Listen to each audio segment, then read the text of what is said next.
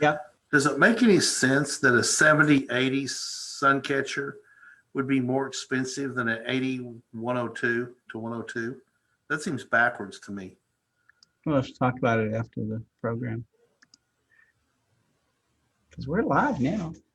Well, let's not talk about the state secrets then.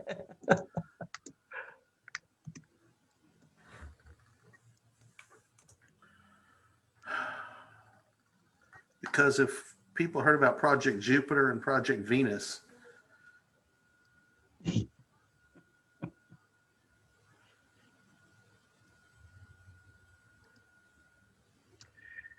Yeah. So do you like this background, this hypnotic background versus the other one from the Hubble Space Telescope? I think it's a good change. Think that? Yeah.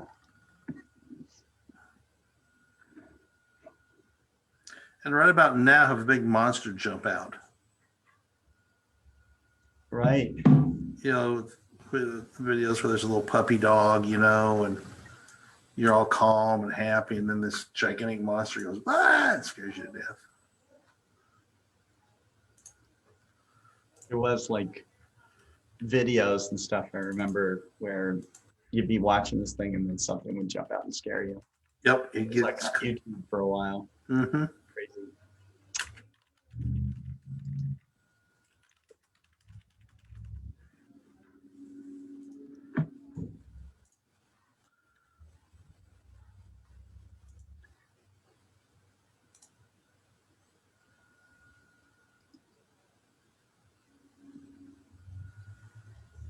It's on YouTube yet. I wonder why.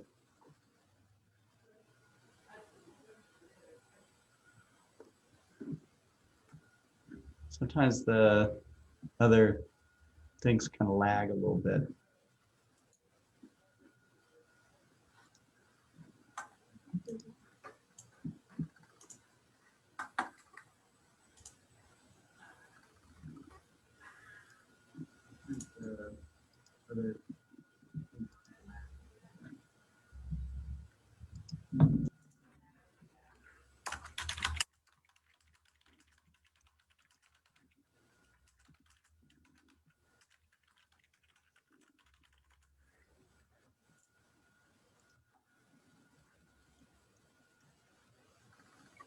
Wow, it's 5 o'clock somewhere. Yeah, it's here. Past 5 o'clock. Yep. But it's not beer 30 yet. Almost. Wow, it's 5 o'clock somewhere. Yeah, it's here. Past 5 o'clock.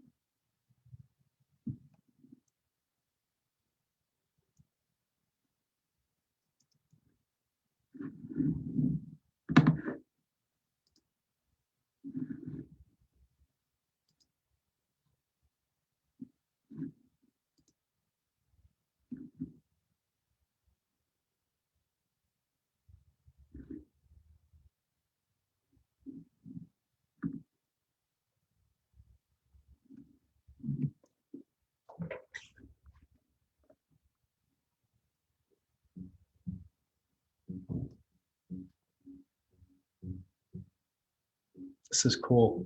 I don't know if you've seen this yet. I have not. Yeah, this is a reconnaissance orbiter.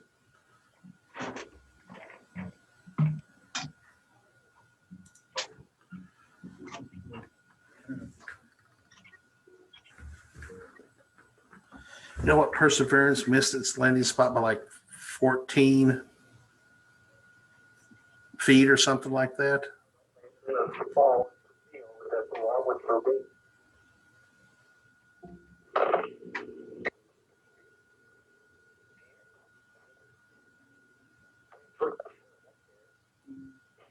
Okay. Yeah, we have a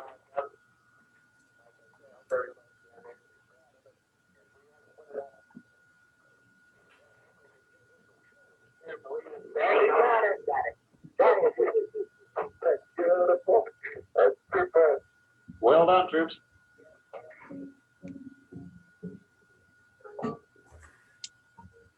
Is there sound with it, Scott? I can't hear it. What's that? Is there sound with it? Yeah, it's pretty low. I got it turned up to 100%. It's real low.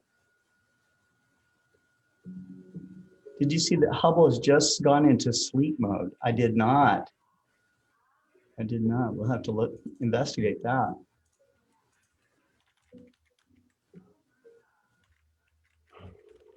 It's a real postman here. I got a photograph of this thing. I can't imagine what it is. The mouth sticking up, and I can't imagine how it got there and what would make it. Did you hear that? Barely. Couldn't really understand it. Yeah, it's Apollo 12 transmissions. Hey, I just threw something that hit the ground. Yeah, it must have gone up. Oh, gyroscope failure. Well, maybe I'll extend this for 4.5 hours up till I can stay out here all day. This is Well, I think that rock, I think it's a little secondary impact crater. Very funny manner. Boy, is that a This is so cool. crater that occurred recently.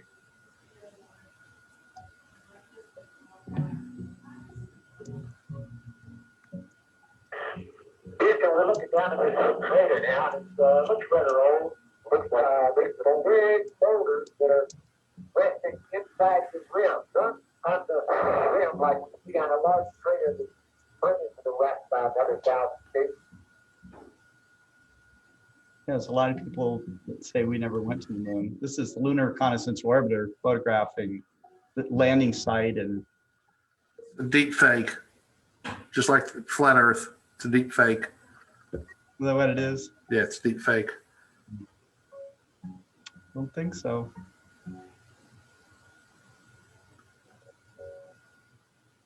We're picking up a couple right now. We're on the way back.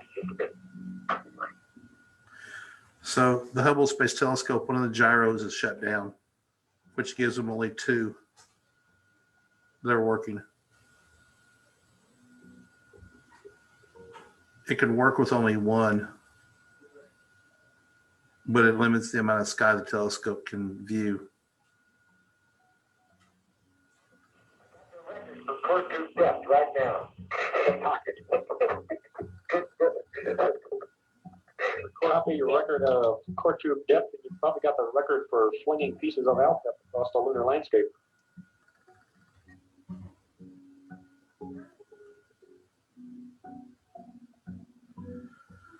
So if they can't get this gyroscope working, they're going to go to 1 gyroscope and mothball the other one, so that when the one they go to fails, then they have the other one to go to.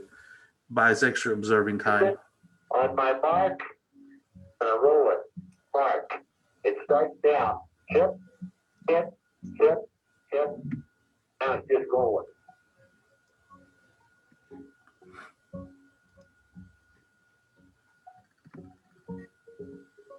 Yeah, this is kind of interesting here. He walked across one edge of the rim here. We're about 50 feet inside the upper rim, and he happened to scrape an area there with his foot into much lighter colored soil, like cement. Yeah. Scott, who's that talking? It's Alan Bean and who's the other astronaut?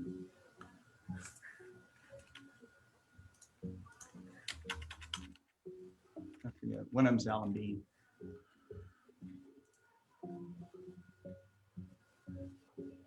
These guys had a good time. Pete Conrad. No. Yes, Pete Conrad. Dense crater right now. I looked up and left down. And I just got hand and dense crater. This looks like a very interesting crater. It's different. Oh, these are really different rocks. A big one.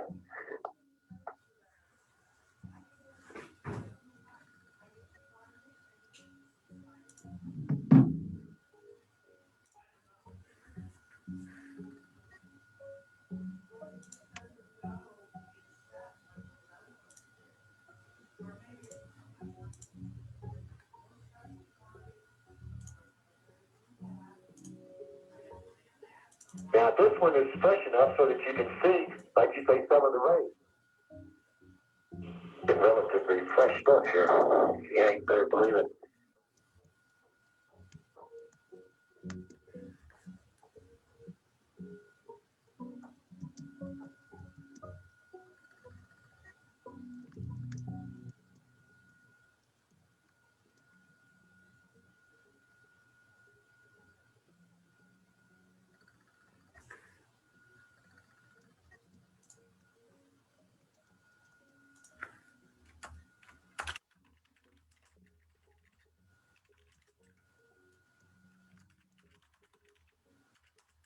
Now, can we have an EMU check?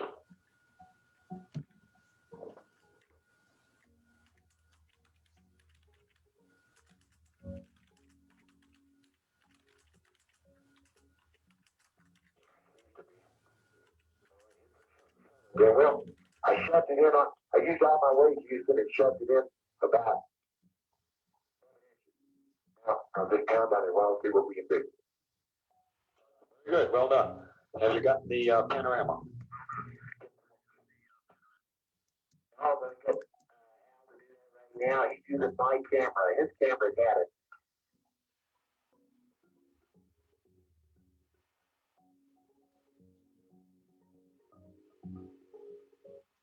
Look at the tracks there.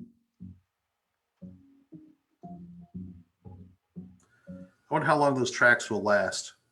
Oh, long time. Long time. Long time. I just hope that when they have tourists on the moon that they don't go and destroy these things. Hopefully they build boardwalks.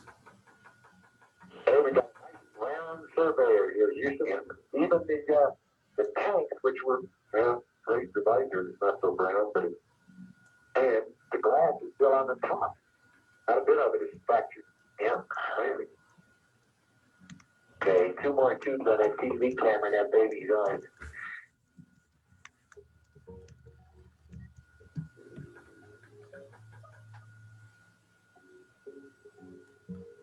Oh, see, there's some propane tanks right there that they didn't hide just to the left of that crater. Those 2 long things, clearly propane tanks.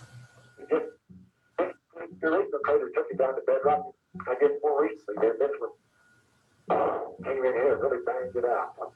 These blocks are a lot more sharp corners than any we've seen anywhere else.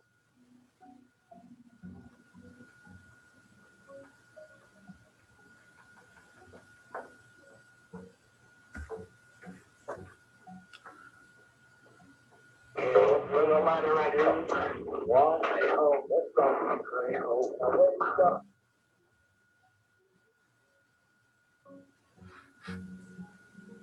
Yeah.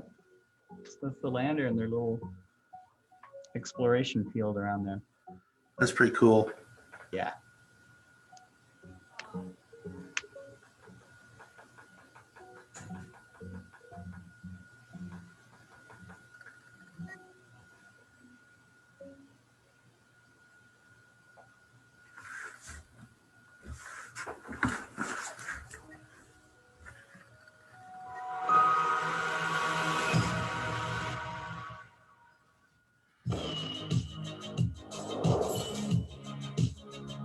We were open today.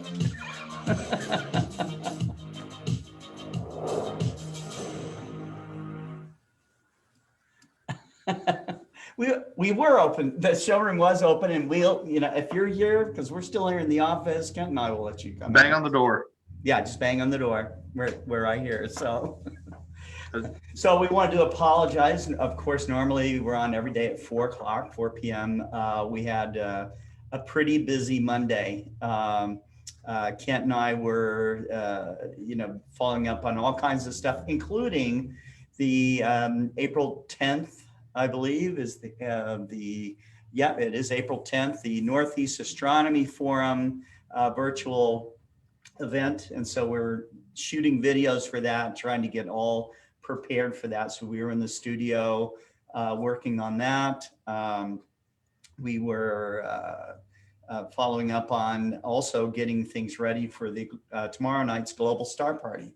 And so I can cover some of the Global Star Party events or features. It is our 36th Global Star Party, but it's by no means, I guess it's not really the 36th because there's been more than that. I'm not counting the 4 days of the Winter Star Party as Global Star Parties.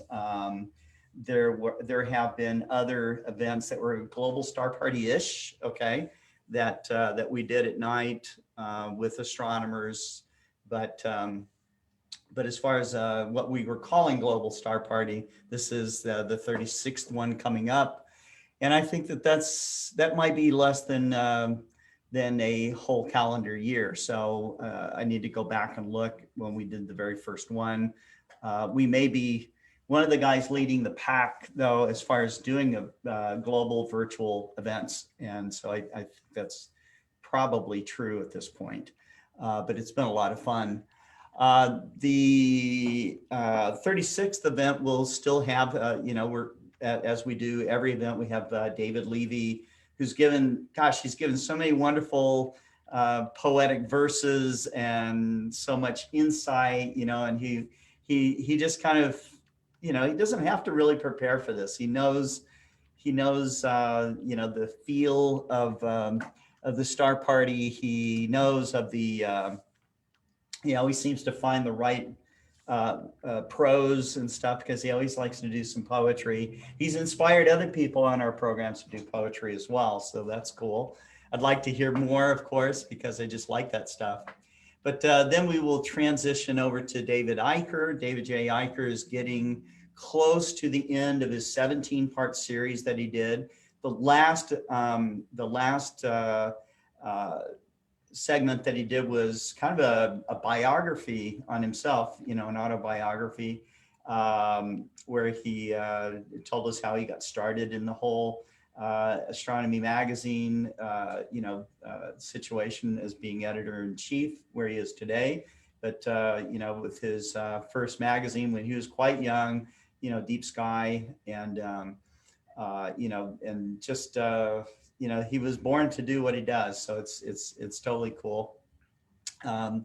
Then we will have Libby and the Stars. Libby and her mom were contacting me. I'm not going to tell you exactly where they were, but they went up in the Ozarks to a mountaintop to go do some astronomy with one of Libby's telescopes. And as they were driving through the park, Libby noticed that there was signs, it said bear crossing, and Libby goes, bears? So they figured out how to, this is so cute, how to avoid bears. What they did is they set the telescope up on top of the car, okay, so that no bears could get them. And they did stargazing from on top of the car. And from what I understand, they were texting me what they were seeing and stuff, and they saw Andromeda Galaxy and a bunch of other things. And I think Libby was pretty happy with that. So we'll hear more about her adventure probably tomorrow.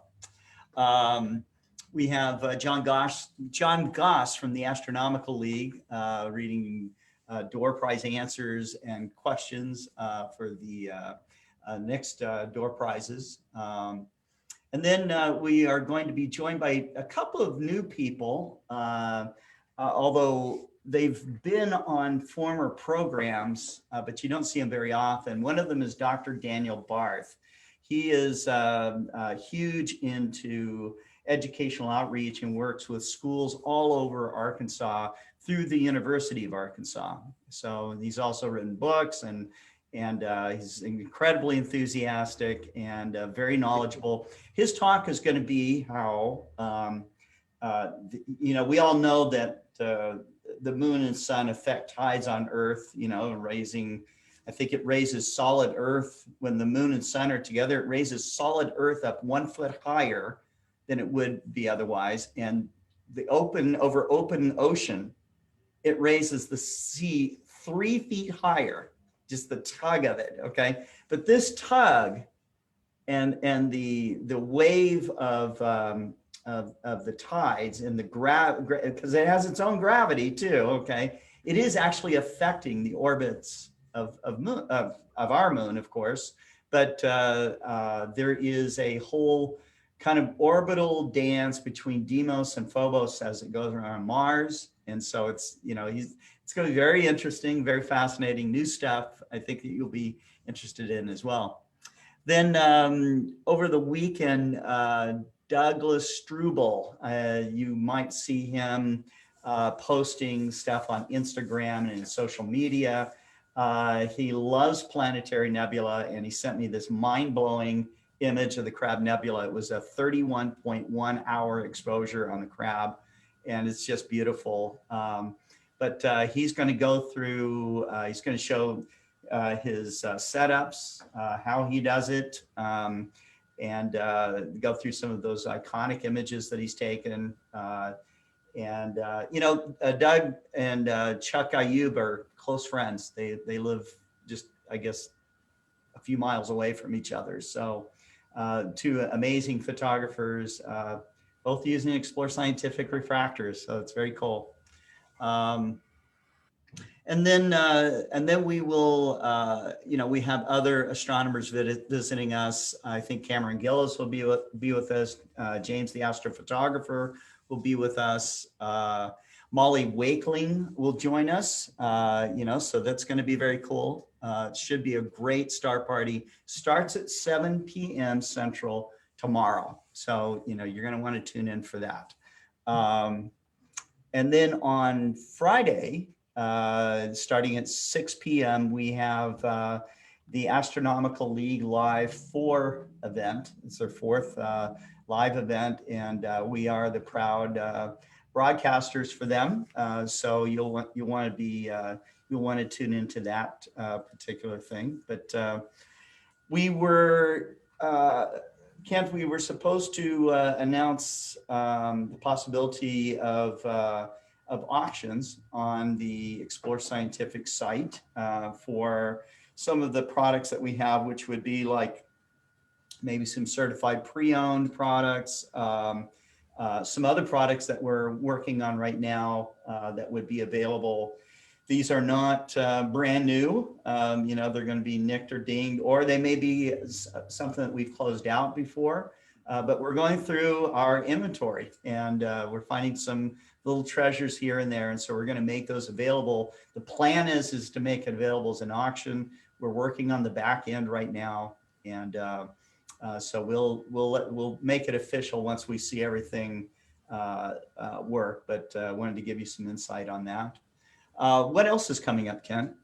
Well, we're not supposed to talk about projects Jupiter and Venus, so we're not going to talk about those projects. Okay. Because those are, I don't even know about them. So those are top secret projects that we have going on. Things going up. We're going to be launching on the First Light Chronicles. We're going to be launching the a trip through the universe sampler, which is a booklet from the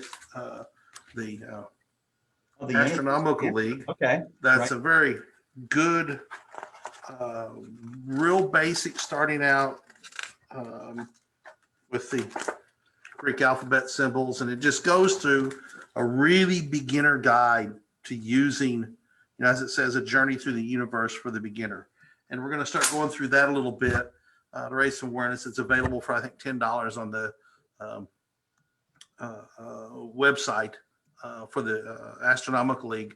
And we've been using this for years at Sugar Creek Astronomical Society as a primer for new members who want to learn more about the sky and how to communicate and how it moves and why telescopes work they do.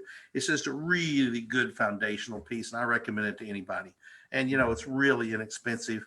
And the money supports a great cause, the Astronomical League, which is the largest astronomical amateur astronomy organization in the world, as I'm aware of. Been a member for 20 years, and it's a cool organization. Glad to support it. So what else is going on? Going to be announcing an eyepiece sale here probably tomorrow that will kick off this weekend. I'm not sure. We're maybe talking about the spring equinox sale is maybe what it's going to be called, but got some pretty good prices on some eyepieces, especially some of the bigger eyepieces. I think we're really hitting the 100-degree eyepieces hard is what we're looking at. And Scott, I'm just sitting here watching. I think we froze on Facebook maybe. I'm not sure if we're. I don't know. Nope. It was just my computer, it looks like. Yeah, that's usually what it is. Yep. It just had frozen on my computer. That's never done that before. Yeah. So another thing I was thinking about for the people living in the United States that are on daylight savings time country, Saturday night, spring forward, it's daylight savings time comes back into effect on Sunday. And Sunday, like 2 a.m. Is that right? Yeah, 2 a.m. And Clint Branham, we need to have Clint on sometime to talk about the Society for Temporal Sanity, which is a sort of a spoof group he started and he doesn't care which, but he's like, just stay on one or the other and quit switching. So that'd be fun to have Clint come on to rail about daylight savings time. Just a little fun thing. We're just all trying to just catch up and deal with making orders and try and get product to the customers. And like I said, making the videos for NEAF is taking up a lot of time today, and I'll do it all day tomorrow. Yeah. Yeah, a lot of prep for that particular show, but I think it's definitely worthwhile. They always have amazing speakers. I understand Alan Stern will be on the NEAF program as well, so it's going to be really cool. So Scott, how do you sign up for that? How do you sign up for that? How do you have, because it's a registration event. You don't have to sign up for it. Okay. So yeah. Even the keynote speech and all that is wide open free. Just show up on whatever platform you can watch on. Cool. Okay. Yeah. So yeah. And what else is happening this week? This is kind of a special week as well. We have it is still March, right? And so it is. Right. And today is the 8th. All right. So, but yesterday, John Herschel was born in 1792, which is great. An amazing astronomer. He and William Herschel and his daughter, and the daughter there too, sister, really great. By the way, what day is this, Kent? The 8th. Special day. It's not the day I was born. That's coming up. Your birthday. No. What is it? Truly special. Amazing day. It is International Women's Day. Yes. Yep. So without women. All women out there. Thank you. Happy International Women's Day. So. And thank you for being you. Tell your wife, so. All the important women in your life, without them, good Lord. So anyways, so there's that. And on Tuesday is the anniversary of Robert Goddard launching his first liquid fueled rocket in 1926. Wow. Started the real space race, right? On Wednesday is the anniversary of St. Patrick's Day. But for us astronomers and space geeks, it's Messenger spacecraft orbits Mercury in 2011. So that was pretty cool. Alexei Leonov, the first spacewalk happened in 1965 on Thursday, the 18th. On the 19th, we got Mars at conjunction 2 degrees north of the moon, which is kind of cool. And then we've got the vernal equinox coming up. Oh, excuse me. I'm on the wrong line. No. That's next week. Sorry, guys. Right. That's my dyslexia kicking in. Skip the 11th and the 12th, okay? But Percival Lowell was born on the 13th of March in 1855, and the Giotto probe flew past Comet Halley in 1986, and I remember that. That was so cool. And on that same day, William Herschel discovered Uranus in 1781. So, and we got a new moon Saturday, so that's going to be good. And if it's clear for you guys, you're going to love it. I know that we're going to have some clear skies here tonight. We're testing some equipment out in the front. Dr. Daniel Barth is going to come by and allegedly look through our giant binoculars that we have, the 120 millimeter giant binoculars. So those are two 120 millimeter I think it was 4.5 telescopes mounted side by side with Explore Scientific, 68 degree, I think 24 millimeter eyepieces, not sure, can't remember, but these are spectacular. I've not used them at night, but looking at the sun with two eyes through safe solar film is pretty darn cool. Let me just tell you, it's a 3D effect without crossing your eyes, without having to free merge. It's definitely, they're not cheap, but boy, they sure are pretty. And the paint has a silver metal fleck in it. Oh yeah, it is pretty. It's very pretty. Yeah, very pretty. Pekka's telling us, he says, it's indeed a special week as I have the experience of live imaging time with the MSRO. So that's great. Yeah, because he won a door prize, I guess. No, I sponsored him. You sponsored him. Okay, very good. Okay. I was saying, no, I don't remember him winning that as a door prize.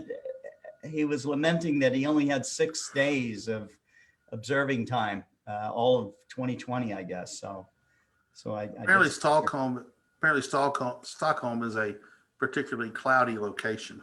Yes. Yeah. Yes. Yeah. So Jim Norwood says, well, if 2 telescopes work well, why don't we put a third one on there? Yeah, for your third eye. Third eye blind. But if you were not careful and looked at the sun, you'd be third eye blind.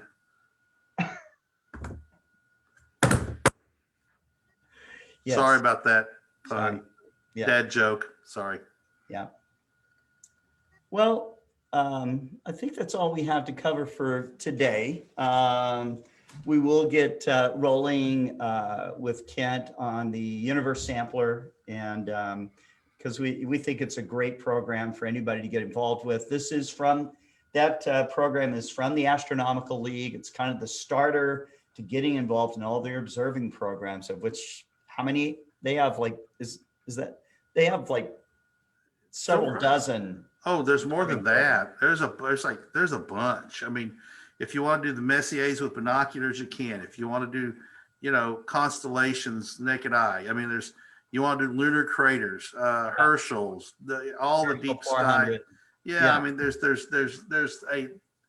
dozens of those groups, one for everybody. There's an outreach group now. You can get an outreach award. You just log your hours, which has really put a crimp in everybody's style the last year. Our friend Dr. Mike Reynolds put that together for them. Yeah, so it's cool. Yeah, and I've done far more than is required. I just haven't really documented it very well. So, I guess I would have the master outreach certificate if I would just typed it all up in a spreadsheet and put it out there. So, right.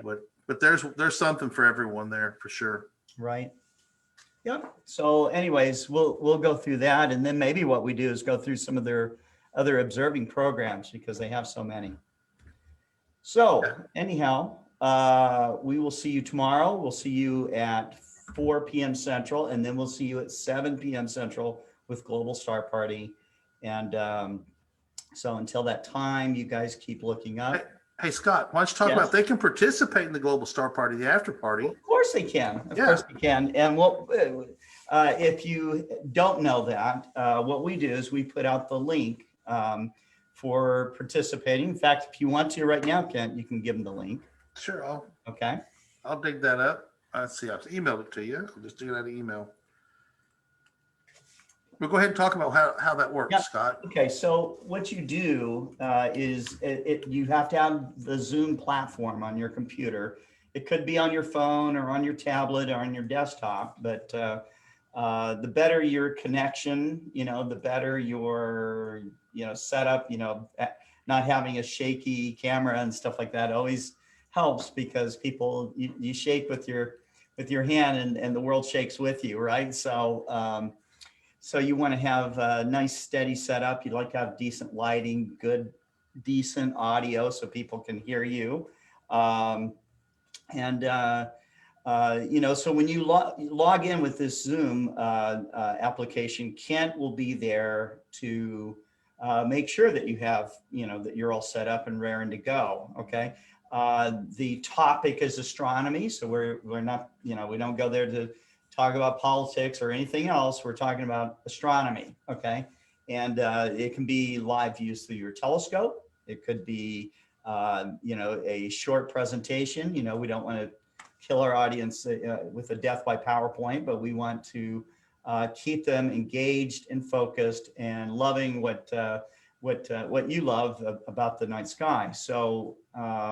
So typical presentation time, if you're coming in to give a presentation, we give you about 10 minutes. Okay. But the after party itself, after a while, just becomes like Hollywood Squares, and people are sharing. In fact, for a lot of people watching Global Star Party, this is one of their favorite parts of the whole program, because you've got people really come out and share their best stuff and come up with really cool stories and experiences that they've had. And the more the merrier. You don't have to be an expert presenter or anything like that. We really don't want that. We really want just you, okay? But we'll help you give a nice presentation so that it comes across well in broadcast. So the link is in the chat, Scott. I don't know if I post it to Facebook, does Restream automatically post it everywhere, or do you need to pick that up? What's that? I've posted the link in chat. Do you need to put that out on Restream? I'll put it out there. Hold on for a second. So basically, around 9:30 or 10:30, the room opens. It varies on how quick things are going. So, be watching, and if you want to participate, and you just log into the room, when I fire up the room on my end, I'll see you and let you into my room, and then provide you with the link to the meeting. You'll leave my room and then relog into Scott's meeting, into the real McCoy, into the big Hollywood Squares show. Right. Hold on for a sec. I'm trying to get this thing on. Pasted it here. So, and that's where I've met Pekka face to face. Facebook met, or Zoom met, and we start talking so much. I have to realize I got to get them off and get them into your meeting, because we start visiting. There's been 2 or 3 people I started visiting with. Well, I don't know why I can't copy this. So Jim Norwood wants to know if we can discuss politics as it relates to Copernicus, and I think that would be historical politics. That's okay. Yeah. That's okay. Yeah. You guys know what I mean. Yes. So Right? can we talk about flat Earth? That would be fun to talk about. Daniel Bond. Right? There's Daniel right there. There's Daniel right there. That's right. So Daniel's a really interesting guy. He teaches the science teachers how to teach astronomy, and he's got some really, really cool demonstrations. It has a book out that I'm sure he'll give you the link tomorrow night. I believe he'll probably give you the free link if you. There we go. I did it. There you go. I did it. Okay. All right. So, when does the after party start? Okay, that's another question. All right. So, you would log in for the after party probably something like right about 9 o'clock. Okay, because our schedule goes through, I mean, Daniel Barth will be on at 8:25. Then we go to Doug Struble. So and there he is. I think it's Daniel. Yeah, you can have him come on in. Okay. Yeah. We're broadcasting, but that's okay. Hi, Daniel. We're broadcasting. So Daniel's actually come in here to, Show his face. show his face. There he is. He's coming in here to test out our giant binoculars. So, Absolutely. right. So there we go. Hi, Daniel. Hey, evening. Yep. How are you, sir? How are you? I'm good, sir. How's the weather? Did you ride your three-wheeled buggy here? I did not. There was some kind of a fire out in Washington County, and it was really smoky when I left. They're doing controlled burns out in the national forest. That's what I figured. That's Yeah. what I figured. Yep. So I went down, and I saw Scott sent out an email on a brand new toy, and I just had to come down. That's cool. So That's cool. Well, I think we're going to hit it. Kent, we've got. So Scott, about 9 o'clock, right? Is what you're guessing. I'll fire up the room Yeah. about 9 o'clock I'm for thinking, 30 I'm minutes. thinking about 9 o'clock. And then what we'll do is we will have people come into the waiting room and you'll check out, make sure audio and video and all that stuff is good. And then give them the link to come into the Global Star Party. And the people who've done it so far, like, Cameron Gillis and James the astrophotographer and several others. Pekka, I think, has done that. They enjoy it. If you like it and you enjoy it and you want to continue on, then we'll just include you on the regular list for Global Star Party, and you'll just come right on in. But until that time, you guys keep looking up, and we will see you tomorrow. Take care.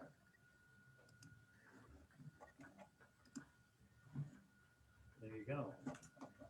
Isn't your star party tomorrow? The next one tomorrow night, or that's what I thought. Yeah, you're on it. Yes, I was going to say. I love your studio.